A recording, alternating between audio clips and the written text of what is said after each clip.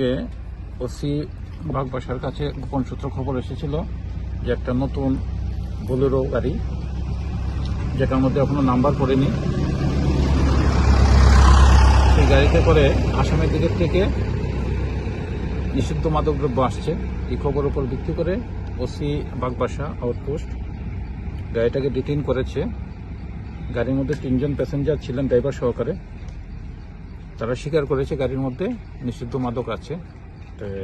Accordingly এখানে executive magistrate এবং এলাকার বিশিষ্ট 2 জন শিক্ষকের সামনে মালগুলিকে এখানে সিজ করা হয়েছে।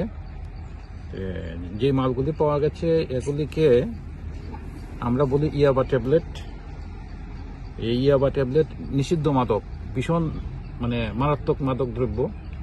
একটা ট্যাবলেট খেলে 3 দিন পর্যন্ত এটা নেশা থাকে এবং অপরাধ করতে এই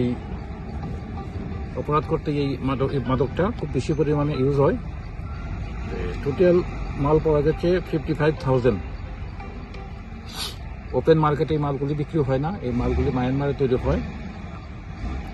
দাম হবে প্রায় 5 কোটি টাকার মতো।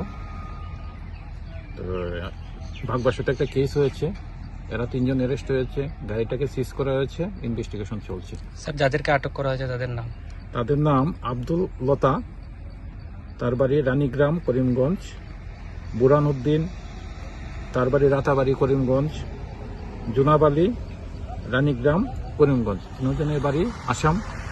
আর গাড়িটা হলো বুরান উদ্দিনের। গাড়িটা কোথা থেকে কোথায় যাচ্ছিল স্যার? এটা আসামের দিকে আসছিল, আগরতলার দিকে যাচ্ছিল।